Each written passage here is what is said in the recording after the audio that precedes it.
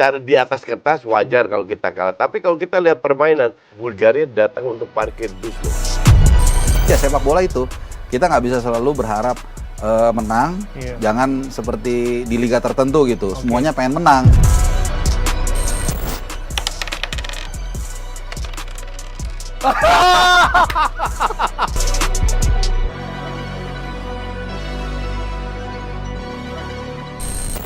Hari ini saya Abraham Silaban, saya duduk bersama dengan dua orang sahabat saya. Kita bicara bola. Yang pertama, Coach Justin, Coach Justinus Laksana. Coach Justin, apa kabar Coach? Baik. Lama gak ketemu Coach? Lama banget tuh. Iya, dan nih Bung Harpa yang ya bisa dikatakan langganan. Apa kabar Bung Baik Harpa? juga, Bung Abe. Luar biasa. Ini berdua seperti ini, kita bicara bertiga.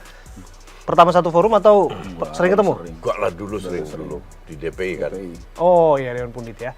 Oke. Dan kali ini kita bicara bola, kita tentu pasti akan bahas apa yang kita saksikan dalam debut John Hartman.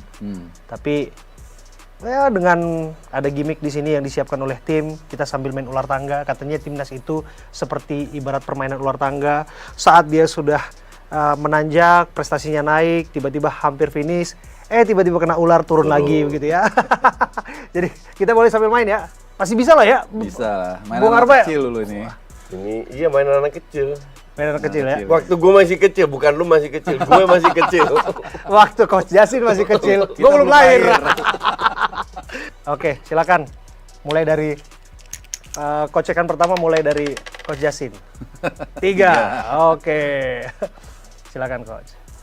Mulai dari nol Coach. Iya. Nah ini nggak bisa instan prestasi. Tidak mau tanya siapa tahu. Iya. Berproses ya. Kagak. Ya mungkin kalau dapat satu lagi bisa naik dengan cepat ya. Kayak kemarin kan udah menang satu kali. Ya kalau misalnya menang satu lagi, mungkin langsung cepet dia. Juara Prima Series ya. Iya, juara Prima Series. Silakan Bung Harpa. Wih, langsung dapat 6 2 kali main nih. Lumayan. 2 kali main. Lagi ya? Iya dong. Lanjut. Ini nggak naik kan ulernya nggak ya? Oh kalau 6 2 kali ya? 6 2 kali Coach. Kalau 3 kali katanya nggak ada apa-apa ya? Nggak ada hukuman ya? Nggak ada hukuman. 5. 5. 1, 2, 3, 4, 5. Wah ini balapan ini ya. Waduh. Nah. Aduh 1. Oke. Sambil kita main, saya kasih pertanyaan pertama dulu ke Coach Justin. Coach, kita punya harapan dan ekspektasi apakah kemudian setinggi itu terhadap Hartman? Karena ada hype yang kita bisa baca, tapi jangan-jangan hype ini sesungguhnya juga ya harapan yang mungkin kita perlu manage sampai pada akhirnya supaya kita siap-siap dengan agenda-agenda timnas ke depan. Ya kalau harapan pasti ada ya. Dulu kan kita hanya bisa mimpi juara AFF. Itu pun nggak juara-juara. Nah sekarang di bawah banyak pemain diaspora kan kita bisa bermimpi untuk juara dunia. Masih dalam level mimpi. Oke. Jadi sangat wajar kalau kita punya ekspektasi cukup tinggi dengan pelatih yang baru. Apalagi kedepannya pasti ada bertambah pemain diaspora dan juga pemain lokal yang pemain muda kayak kemarin Donitri sama Beckham yang menunjukkan bahwa mereka bisa bersaing sebelumnya Kambuaya gitu. Nah pemain-pemain gini kan pasti diberi kesempatan juga. Jadi wajar kalau fans punya ekspektasi. Tapi gue setuju apa yang tadi bilang, ekspektasinya harus di manage. Karena lawan kita pun nggak berhenti di situ juga. Negara-negara lain juga berkembang juga lebih bagus. Ibarat kita mengejar, sekarang mengejar bisa lebih dekat atau tidak. Tapi so far kalau kita mau lolos atau mau berada di mendekati topnya Asia lah, kan itu ada dasarnya, harus ada pondasinya. Nah ini yang kita lihat sekarang, karena kan semua proses. Nah dalam 2 match pertama, gue pribadi gue cukup puas. Walaupun ada catatan pastinya. Sekalipun kalah lawan Bulgaria. It's okay. Bulgaria itu rank 40 rank di atas. Ya, di atas kita kan. 30-an. Ya. Kita 38 kalau nggak salah. Ya. Nah, I mean secara di atas kertas wajar kalau kita kalah. Tapi kalau kita lihat permainan, golnya itu kan penalti tipis banget itu. Yang harusnya mungkin di Liga Inggris nggak akan dikasih. Terus kita juga kena 2 mistar. Bola itu kalau kita lihat dari sisi gol, tapi dari sisi permainan gue rasa Bulgaria datang untuk parkir bis loh. Itu kan luar biasa lawan tim Eropa, kita kuasai ball possession dari situ aja udah unggul. Cuman sekali lagi dalam sepak bola itu kan kalau lu nggak cetak gol lu nggak kemana-mana. Iya Nah sih. ini yang harus dibenahi lah. Dan satu, kita kan butuh tadi praktis, instan, cepet biasanya begitu. Yang cepet di kita itu sepertinya jatuh cinta, Bung Harpa. Iya kan, fans kita ini ketika kita diberikan kemenangan, kemudian ada hype, dan apa betul ini membangun masa depan, ujung-ujungnya ya jatuh bangun lagi. Ya semua butuh proses, kayak tadi kita mau ke atas ini kan, ada yang pelan, ada yang cepat, segala macam. Setiap kepelatihan itu punya perjalanannya masing-masing. Ada yang cepat, ada yang lama, ada yang akhirnya berhasil juga. Di Jerman Joachim Löw berapa? Mungkin 8 tahun, 10 tahun dia akhirnya baru bisa juara kan. Iya. Nah kalau bicara ekspektasi lagi tadi, Iya. sekarang itu memang beda karena standar kita ini udah tinggi. Kita sudah Asia. Enggak, kita kan sudah sampai di ujung pintu Piala Dunia kan. Betul. Ya. Nah, jadi suka Di atau putaran nggak keempat ya. itu pasti menjadi patokan dari Benchmarking. fans. Benchmarknya. Iya, iya. Pemain kita juga bagus-bagus. Memang tidak otomatis pemain bagus itu berujung pada prestasi. Tapi faktanya tidak bisa bohong, makin bagus pemain kalau dikelola dengan benar, maka ada prestasi. Nah, itulah makanya didatangkanlah John Herdman. Didatangkanlah John Herdman ini menurut saya caranya cukup bagus. Ini antitesis dari bagaimana mendatangkan Kluivert dulu.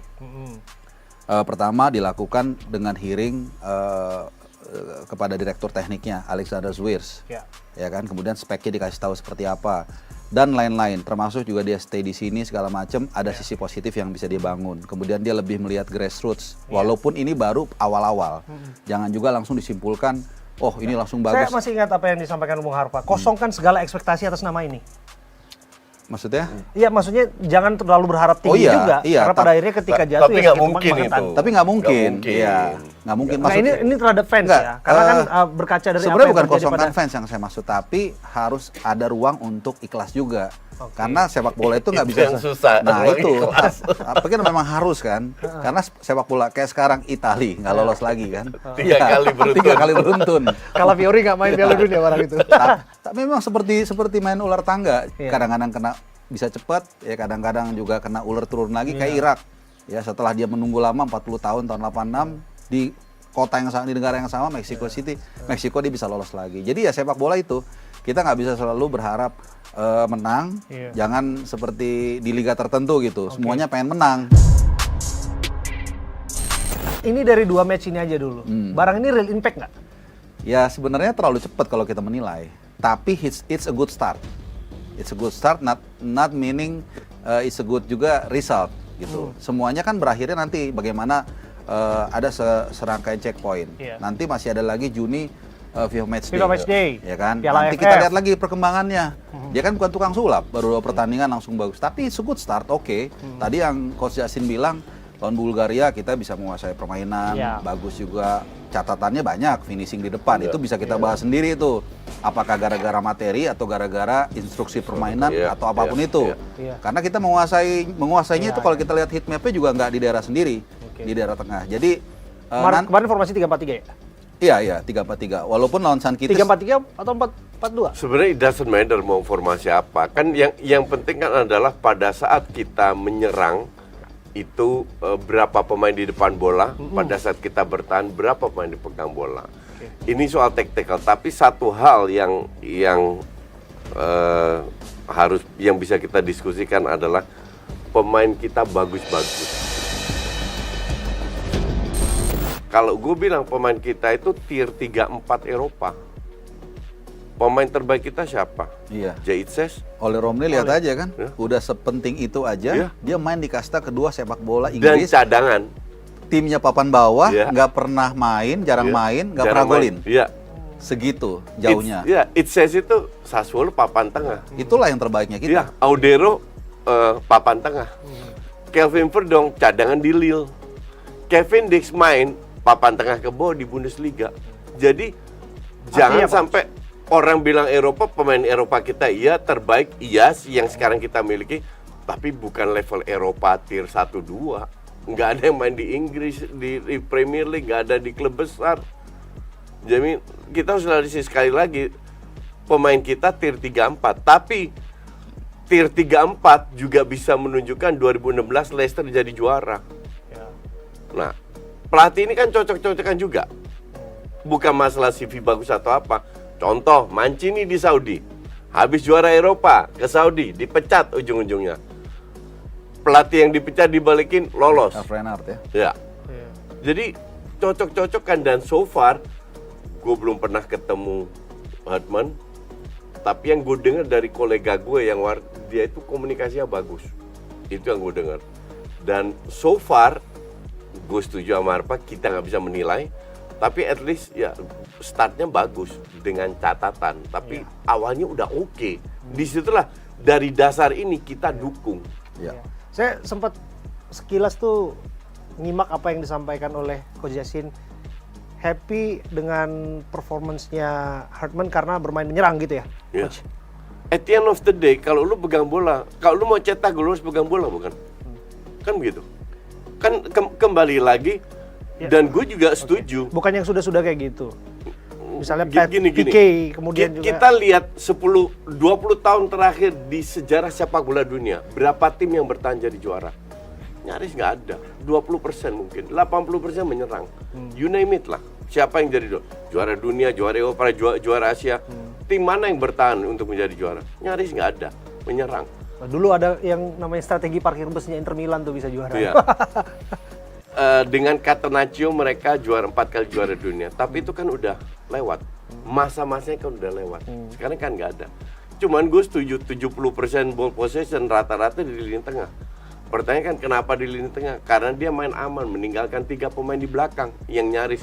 Pada saat 3 pemain di belakang, tambah 2 DM yang nggak ke depan juga, cuman 5 pemain yang menyerang. Sementara mereka tinggalkan hanya 1 striker dan ini harus dirubah. Lu nggak bisa menang dengan meninggalkan 3 pemain di belakang. Lu kan kalah dari segala segi. Dan ini sekali lagi, ini untuk gue catatan. Kalau mau menang, ya lu harus main 4 back. Artinya wingbacknya juga nyerang, DM-nya juga bisa ngebantu. Dead risk harus ada, nggak bisa main aman.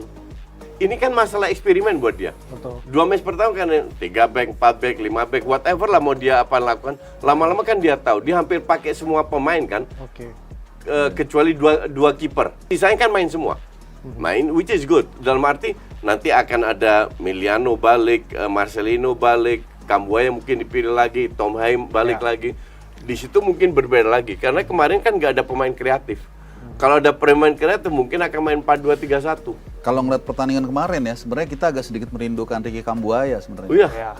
Pendobrak Di yang tengah, bisa kan? di tengah, yang bisa menyambung ke depan. Karena memang nggak ada Tom Hai juga kan. Betul. Tom Hai itu sebenarnya kalau ada akan lebih hidup. Iya. Dan yang kedua juga kalau bicara materi memang kita agak sedikit apes ya. Miliano di saat yang pas, Iya. di saat yang paling perform di lini depan mungkin di antara para pemain depan itu langsung kena cedera ACL. Oke. Itu lama itu, mungkin Lama, coach ya. sampai Lama. Piala Asia mungkin ya. Mungkin. Enggak, sebelumnya udah fit. Ya.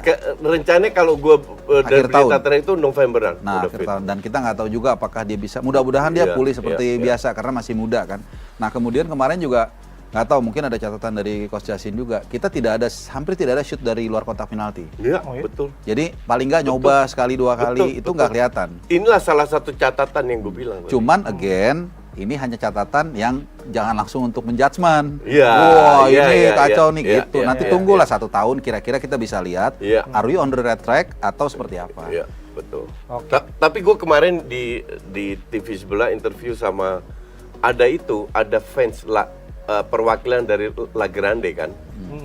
Ternyata dia cerita bahwa John Hartman bilang ke tim La Grande, dia berjanji untuk bawa timnas Indonesia ke 2030 ke Piala Dunia. What do you think Betul. about that? Pertanyaan gue adalah, lah kontrak lu sampai 2072. Nah itu, menurut saya tuh terlalu jauh.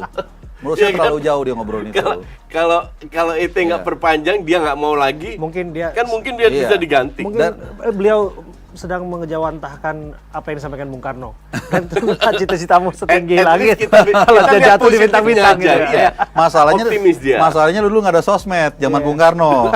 Kalau sekarang begitu gagal, semua keluar semua dari jejak digital kan gitu. Ya, at least dia positif lah. Tapi kalau menurut saya agak terlalu jauh, coach. Memang Maksudnya fokusnya gini, sekarang ke Piala Asia. Ada orang berdiskusi, mungkin dia mau memberikan vibes positif. Ya, Tapi betul. harusnya diomongkan internal. Ya.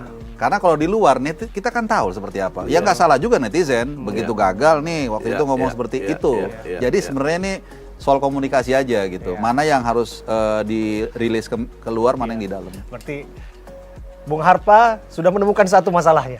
Masalah yang dihadapi oleh John Hartman. Ya, memang Karena gini, kan dia disebutkan gini. solusi jangka panjang. In the end of the day, dia akan menemukan masalah ketika mengelola timnas di Indonesia, tentu ya. Iya, masalah pasti setiap Oke, pelatih dan itu pasti satu ada ini kan masalah. sudah ditemukan. Ini salah satu karena di sini kan apa ya, sepak bola itu sudah sangat dianggap sebagai sebuah religiusitas gitulah kalau mau dikatakan seperti itu ya. Jadi mungkin sama seperti Argentina. Kalau kita masih ingat 2022 dalam keadaan susah, kebetulan kan saya ke sana tuh. Mereka itu banyak yang menempuh perjalanan darat ke Qatar, lewat ferry dari Bahrain segala macam. Dan ketika dalam ekonomi susah, hormon dopamin mereka keluar karena mereka bisa juara. 7 juta orang ngumpul di whatever lah di Argentina sana kan. Nah, buat kita juga seperti itu. Ketika banyak masalah hidup ya, mungkin berlebihan kedengarannya. Di sepak bola lah mereka tumpahkan kalau bisa melihat tim nasional kita lolos Piala Dunia. Sekali asupan itu nggak dikasih, mereka pasti nuntut. Ini pelatih belum pernah ngelatih di Asia kalau nggak salah. Belum. New Zealand doang New kan? Zealand sekian. Iya, tapi beda culture kan? Iya, beda jauh. Jadi dia harus paham juga dengan culture Asia seperti apa. Which is good. Dia bikin kesalahan, it's okay. Dia salah ngomong, it's okay, nggak ada masalah. Cuman kan sekarang yang kita lihat progres. Selama progresnya oke, mau gimana pun pasti banyak yang dukung. Netizen kita nggak buta juga kok. Iya. Mau dukung gimana? Kalau lu bermain bagus dan toh kalah kayak lawan Bulgaria contoh, bisa terima kok kita. Sangat bisa. Iya, jadi nggak sebuta realita itu juga. Tapi bahwa di benak mereka ada ekspektasi karena pengen masuk Piala Dunia, ya itu wajar lah. 4. Waduh. Oke. Iya, silakan. Saya, Bung Harpa. waduh, ini ada jebakan ular nggak ada? Nggak ada, masih jauh. Pelan aja kita. Wah, 1. Wah, 1. Naik tangga naik. lo. Oh, naik. naik. Ini ya resmi ya. Iya. Terus Benar ya? Iya, Ini iya ya? Wah, benar-benar. ya. Ini namanya kita for dulu. Oke. 1 2 3 4 5 6. Oke, bareng ya, coach. 4. 1 2 3 4. Naik juga Wah, cepat. naik juga. Enggak lulus salah hitung. Yang mana? 1 2 3 4. Oh, salah. Dikoreksi, oh, coach. Betul, coach. Thank you, coach. Nah, kayak gini harus dikoreksi, coach. Lu jangan underestimate yang elder people ya. Kita pantau semua. Jadi itulah gunanya kritik ya. Itu gunanya kritik. Tapi nah, kayak gini, coach. Coach kan bisa menemukan satu persoalan di sini. Ketika harus jalannya angka 4 di angkanya 11, saya maju ke 12. Nah, ketika melangkah, semakin jauh kita melangkah, maka disitulah akan ketemu persoalannya. Ya. Nah, ini it's about time. Ketika John Hartman akan menemukan persoalannya sendiri. Nah, coach lihat kapan waktunya dia akan menyadari persoalan itu dan persoalan-persoalan apa saja yang akan dia temukan. The real game test itu Piala Asia. Piala Asia. Ya. Dan itu harus minimal sama dengan performa kita sebelumnya. 16 besar ya. Ya, itu minimal segitu. Kalau kita bisa lebih bagus, artinya lebih ada progres di atas kertas kan. Betul. Maka dari itu gue bilang, kita harus samakan karena kualitas pemain kita tier 3-4 Eropa. Iya. Jadi mereka mungkin butuh waktu lebih banyak untuk beradaptasi. Ya, kalau gue mau AFF mau apa untuk gue itu semua bagian dari proses, semua uji coba sampai di Piala Asia no excuse lagi. Nggak naruh harapan di Piala AFF. Nggak. Kan pemain lokal semua yang main. Iya, kalau AFF lokal semua. Justru di situ kan tantangan dia ketika kemudian kita melihat bagaimana kemudian dia mengelola dengan sumber daya yang ada. Ya, Ketika betul. orang melihat bahwa seorang pelatih kalau dengan racikan yang tepat dan bagus, tentu saja kita punya ekspektasi Ya, tinggi. pertanyaan gue sekarang, kapan kita juara AFF? Nggak pernah, bener-bener nggak pernah. 6 kali runner up final, ya. Nggak pernah. Jadi untuk gue sih Memang AFF ini bukan prioritas kita. enggak. Level kita udah Asia. Kalau level kita Asia, kita harus berpikir levelnya Asia. Maka dari itu, dan ini juga terjadi di futsal ya. Iya. Futsal levelnya udah top Asia. Betul. AFF si Suto turunin pemain yang beda semua, pemain muda. Nah ini dilakukan di sepak bola, which is good, very good. Di situ kita bisa lihat pemain-pemain yang muda bukan hanya Donny Beckham, Detan pasti akan diberi kesempatan. terus Arkan, Fikri dan lain-lain itu akan diberi kesempatan semua. Di situ kita baru bisa lihat bisa nggak berkembang nggak pemain-pemain ini. Oke. Gitu. Jadi untuk gue sih Piala Asia is the ultimate percobaan yang benar-benar serius tuh di Piala Asia. Gimana Bung Arpas, pendapat nggak bahwa nggak terlalu berharap pada Piala AFF, tapi tentu di momen ketika Anda sebut ya segala sesuatu tidak baik-baik saja, keadaan kita punya ekspektasi untuk meluapkan itu dalam bentuk kemenangan. Ya sebenarnya AFF itu kan memang udah tahun 96 ya, sejak 96 ya. Jadi udah berapa itu? Udah 30 tahun gitu ya. Memang kita nggak pernah juara gitu. Dan nanti John Hartman juga sudah mengatakan akan menggunakan pemain lokal. Artinya apa? Lokal plus Asia Tenggara. Jadi Oke. kayak Sandy Walsh nanti Pratama Arhan atau So Asnawi don't kalau expect dipanggil too bisa. much gitu. Enggak, Mau kasih tahu itu. maksud saya tuh artinya memang ini menjadi checkpoint pertama buat John Hartman. Gitu. Kalau dia bisa juara tentu bagus. Saya yakin Coach Yasin juga setuju kalau bisa juara juara. Cuman kalaupun nggak juara itu bukan kiamat juga. Iya, betul. Nah, cuman gimana cara kita melihat dia memanage tim. Gitu. Bagaimana dia bisa mengeluarkan kayak contoh oleh Romani. Kita nggak ada yang expect, nggak tahu ya. Yang nggak ada yang expect dia dimainkan sebagai free roll dan ternyata kita lihat passingnya luar biasa. Itu yang dari awal saya harapkan ke pelatih siapapun yang waktu itu dipilih, belum tahu waktu itu kan Desember, dia bisa mengeluarkan kemampuan pemain itu maksimal. Kalau udah maksimal ya udah mau diapain kan gitu. Nah nanti untuk AFF itu nggak gampang juga. Lihat nggak Vietnam bagaimana di Piala Asia U23 luar biasa, nggak berhenti lari 120 menit dan sangat solid. Belum lagi Thailand. Kita lihat kemarin samplingnya di ACL 2. Ratchaburi lawan Persib. Ratchaburi itu peringkat 3 lawan Persib.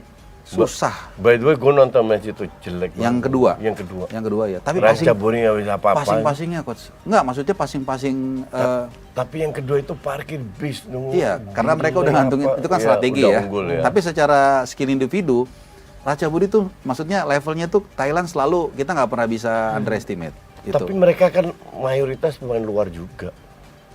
Nah, waktu di GBLA itu saya memang lihat beberapa yang pemain Thailand. Coach. Iya. Jadi skillnya itu mainnya itu sangat simple. Nah, kalau bicara AFF, sebelum kita jauh, realistisnya itu kita akan sampai di mana? Kalau kita lihat kan kita di grup itu ada Vietnam. Oke, tadi tantangan terberatnya di sana di Singapura, Kamboja, terus antara pemenang Brunei dan Timor Leste. Sejauh mana kita melangkah di bawah Hartman? Kalau saya sih berharap tetap bisa juara dan seharusnya juga bisa juara, tapi tidak gampang. Gitu. Feeling gue target juara Iya. dari PSSI ya. Iya. Feeling gue sih target juara. Soal balik lagi nih, kalau tadi kan kita menjawab apakah kalau nggak juara seperti apa ya nggak ada masalah. Ya, nggak ada masalah. Oke, ini kan betul. pandangan bapak-bapak berdua nih sebagai seorang analis. Apakah mempengaruhi bagaimana wajah atau image beliau dari Gini, supporter-supporter kita?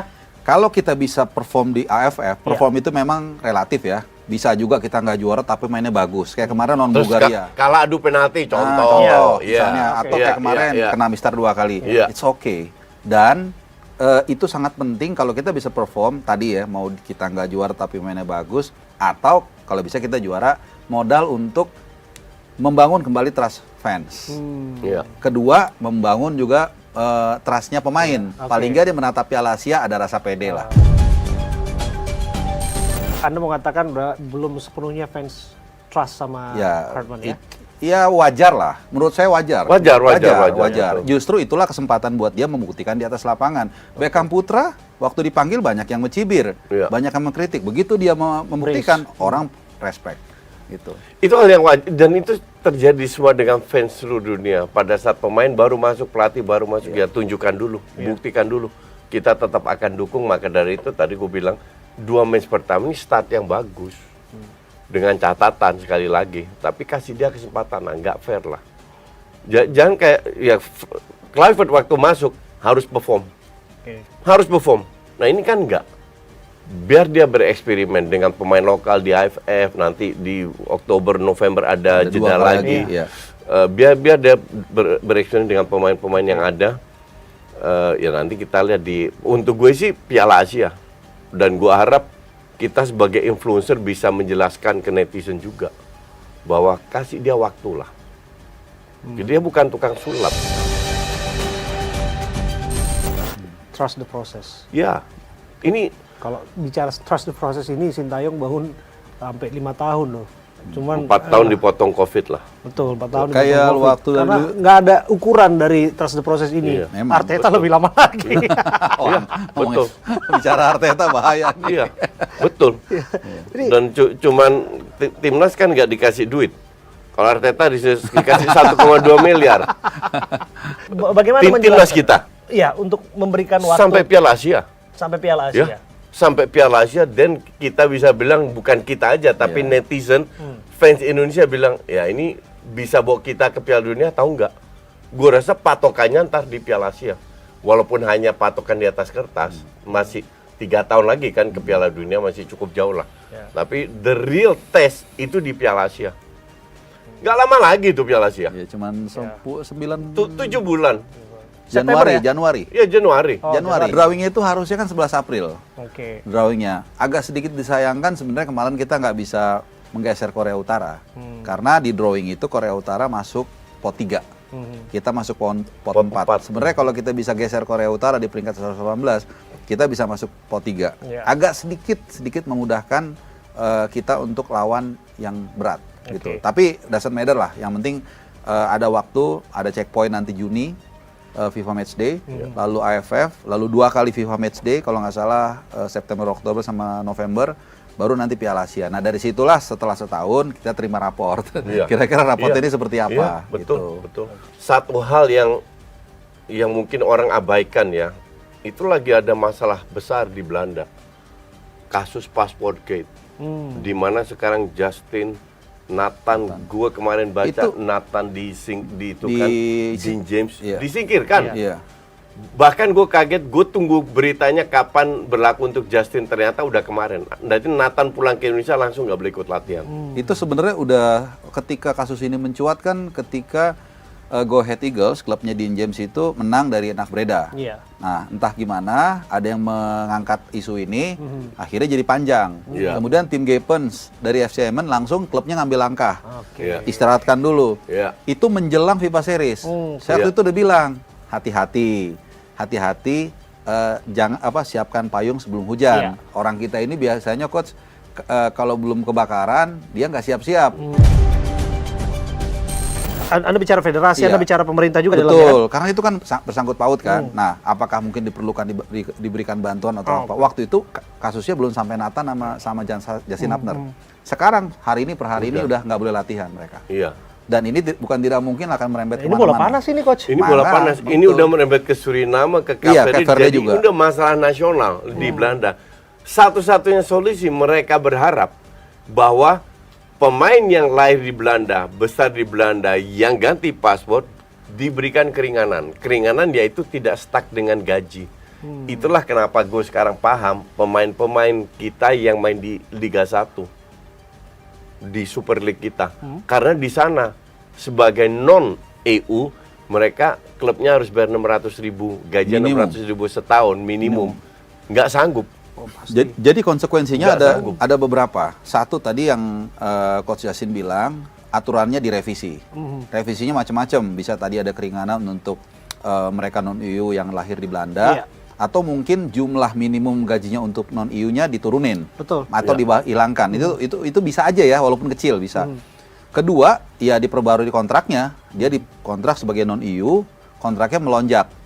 Bisa juga, tapi nggak mungkin. Atau bukan nggak mungkin ya. Nggak mungkin. Menjadi I pertimbangan. guarantee you nggak mungkin. Oke. Karena klubnya kecil. Nah, ini yang paling mengerikan, Coach. Kalau itu nggak jadi, Iya. dia akan keluar. Betul. Perginya kemana? Iya. Kemanakah dia berlabuh? Apakah Ujung-ujungnya kembali ke sini takutnya ya ke Asia, ke Super League. Itu.